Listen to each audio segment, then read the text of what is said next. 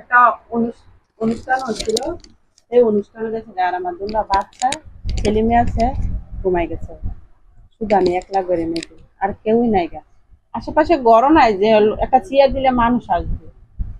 পরে হেঁটে দরজাটা আসছে, আসার পরে আমার দরজা ডাকা দিচ্ছে, আমি কিছু পাইনি।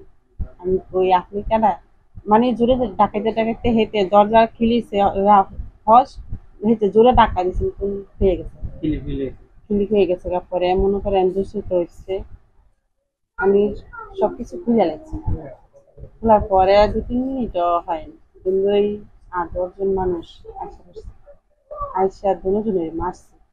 আর কটা খোলা পাইতাইয়া ভিডিও করে ভিডিও ছাইড়া দিচ্ছে। পরে মানে 10-15 মিনিট হয়ে যাবে, তারপরে লোকজন আসছে, মানে আমার চিকরা বাকরা হয়েছে ফোন না করে, তারপরে লোক আসছে। আমারও মারছে। আমার এই যে না জিনিস নিয়েছে, যে আবার ফিরতে দেওয়া শেষ করে দিচ্ছে। এর যে দেশের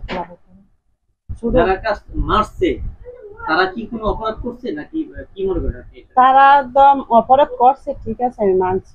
কিন্তু ঘটনার পরে আমি কেউ সাথে পরামর্শ করতে পারিনি যে মামলা করিনি। কেউ লোক বুঝো না, আমার স্বামী কথা শুনে ভিডিও পাইয়া আমার স্বামী আমার কাছে কোনো যোগাযোগই করে না।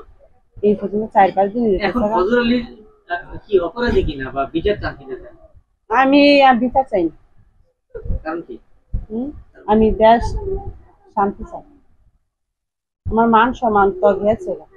আর যারা ভিডিও ছেড়ে দিল এইভাবে, যারা ভিডিও ছাইরা দিছে ভিডিও করে, তারও মুক্তি পাক। আর যে অপরাধ করছে হ্যাঁ তো হ্যাঁ আর মুক্তি পাক, দেশ এলাকা সবাই মুক্তি পাক। দেশ মামলা করছিলেন কেন? মামলাটা করছিলাম হচ্ছে হ্যাঁ যাইছে কি মসজিদ দেখিয়া আমার তো মান সম্মান গেছে গা। কেউ কি করে আপনার আমার কোনো চাপ আমার কেউ চাপ দেয় না। আমরা ধরুন জিত দেখে আমরা না, কোনো কেউ চাপ দেন যে তুমি মামলা করো বা টাকা পয়সা পাইবা, তুমি জিপ উঠলে বাঁচতে পারবা, এরকম কোনো আমার কেউ আমার স্বামী বলছে তোর তো মান সম্মান গেছে, আমার জীবিত আছে। এই যে একটা কথা হচ্ছে যে ফজর আলী দরজা ভাঙা ঢুকছে, এটা বোধহয় একেবারে সঠিক না নাকি? দরজা ওদের ডাকাইছে রিয়াল না হয়ে গেছে, ঘুরে ঢাকা দিচ্ছে। পরে যারা ঢুকছে তারা কি ভাঙা ঢুকছে? তারা হয় হেতারা ভাঙা মুড়া দিচ্ছে, নতুনই ভেঙে গেছে। হেতারা মানে শক্তিশালী মানুষ না, মানে মুড়া দিচ্ছে। আইসে তো 28 জন, একজন বাইরে নেই, একজনের না শাল হইলে 28 জন। তারা খবর পাইছে যে ফজর আলী আপনার সাথে আছে, এরপরে তারা এসে ভাঙে দিচ্ছে। ঠিক আছে।